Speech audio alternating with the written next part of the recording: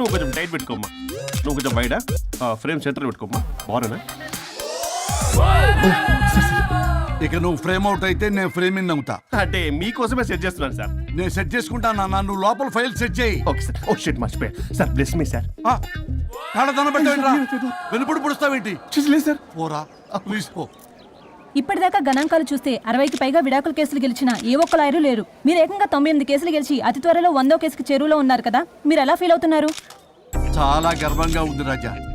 ఈ విజయం నాదొక్కడిదే కాదు, విడిపోదాం అనుకున్న జంటలందరికీ నా సక్సెస్ షేర్ చేస్తున్నాను. మరి కాసేపట్లో 99వ కేసు వాదించబోతున్నారు కదా, గెలుస్తారా? 99 కాదు, వెరీ సూన్ 100వ కేసు కూడా గెలిచి గిన్నిస్ రికార్డ్ బ్రేక్ చేస్తాను. వన్స్ నే కేసు టేకప్ చేస్తే ఆ భగవంతుడు కూడా ఆపలేడు. శిష్య రెడీయేనా? అంతా రెడీయే సార్. కానీ ఇంకా కానీ ఏంటి శిష్య? అది మన డివోర్స్ కేసు క్లయింట్ సుబ్బారావు గారి వైఫ్ చాలా బాధపడుతుంది సార్. విడాకులు విత్డ్రా చేయమని అడుగుతుంది సార్. బతినాడుతుంది శిష్య సార్. జాలి అనేది మన వర్క్ లో ఉండకూడదు. అవును సార్. వృత్తి ధర్మం కదా, చాలా ఇంపార్టెంట్. అవును సార్. సార్ సుబ్బారావు గారి వైఫ్. నమస్కారం అమ్మా. నమస్కారం సార్. అప్పుడేదో ఆవేశంలో ఆయన చేసిన పని నచ్చక విడాకులు తీసుకోవాలి అనుకున్నాను. కానీ ఇప్పుడు నా పాప భవిష్యత్తు నాశనం చేయకూడదని విడాకులు వద్దు అనుకుంటున్నాను. ఎట్టి పరిస్థితుల్లో నేను నా క్లయింట్ కి అన్యాయం చేయలేను కదమ్మా. మీరే విడిపోతాం, విడాకులు కావాలి ఇన్నన్నారు అన్న తర్వాత మళ్ళీ కలిసి ఉంటాం, మళ్ళీ హ్యాపీగా ఉంటాం. హౌ కెన్ ఇట్ పాసిబుల్ తల్లి? సాధ్యం కాదు తల్లి. శిష్య సార్ సార్ సార్ ఆమెను చూస్తుంటే చాలా బాధగా అనిపిస్తుంది సార్. ఒకసారి ఆలోచించండి సార్ ప్లీజ్. ఒక పని చేయి శిష్య, సార్ ఆ అమ్మాయికి వెంటనే నేను విడాకులు ఇప్పిస్తా. అంతే, వెంటనే దాన్ని నువ్వు పెళ్లి చేసుకో. మళ్ళీ విడాకులు కావాలని వచ్చాయి, అది కూడా నేనే వాదించేసి విడాకులు ఇప్పించేసి సెంచరీ పూర్తి చేసుకుంటా. Sorry sir. ఇలాంటి సెంటిమెంట్ నా దగ్గర మళ్ళీ రిపీట్ అయిందంటే మంత్లీ నీకు జీతం వస్తుంది కదా, కట్ చేసి పారేస్తా. Sorry sir. Okay sorry sir. Your honour,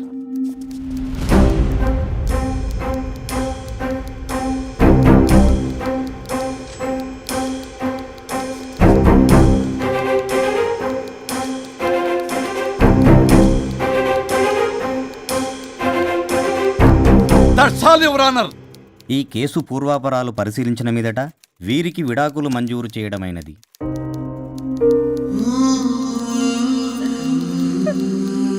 బంగారం, కేసు గెలవకుండా ఎలా ఉంటానో గెలిచాను. గిన్నిస్ బుక్ లో నా పేరు రికార్డ్ కాబోతుంది. 100వ కేసు ఆల్రెడీ ఒక జంట మన ఆఫీసులో వెయిట్ చేస్తుంది. వెళ్ళి ఫైనల్ చేసుకొస్తాను. నువ్వు రెడీగా ఉండు. నా బర్త్డే గోవాలో జరుపుకోబోతున్నాం. See you. Bye bye. చెప్పండి.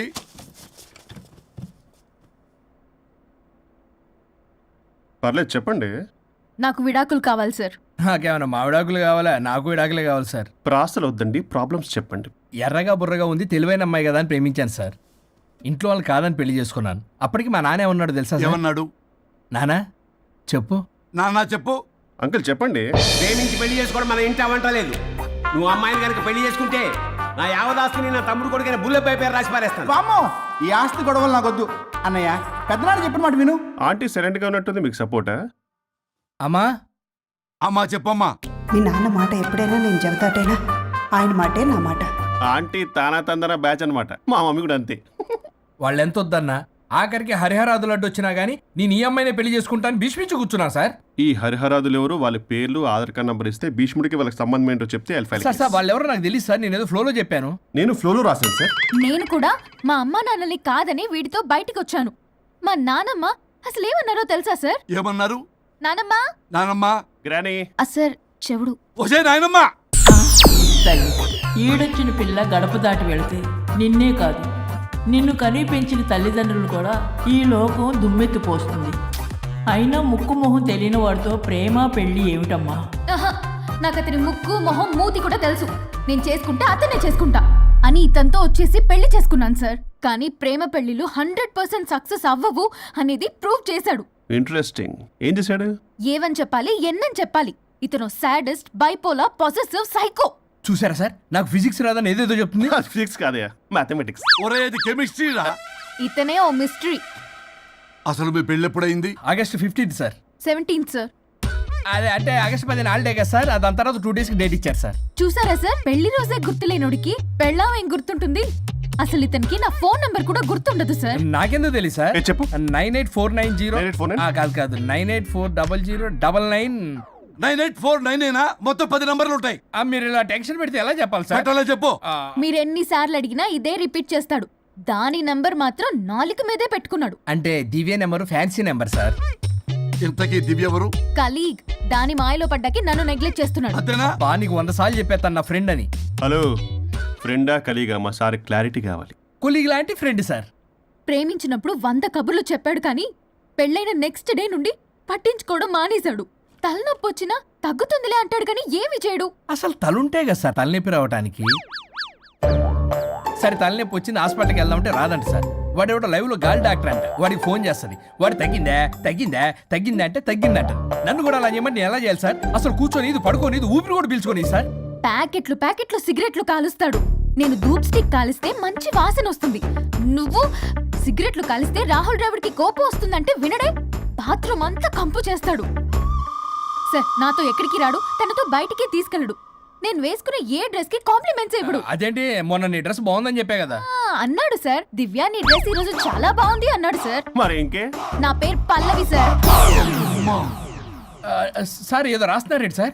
You done the world's greatest mistake bro. అబ్బా అది ఏదో ఫ్లోలో అన్నాను సార్. నేను కూడా ఫ్లోలో రాస్తున్నాను సార్. సార్ ఇప్పుడు మీ ఆవిడ మిమ్మల్ని ఏమని పిలుస్తుంది? మేడంకి సార్ అంటే పిచ్చి.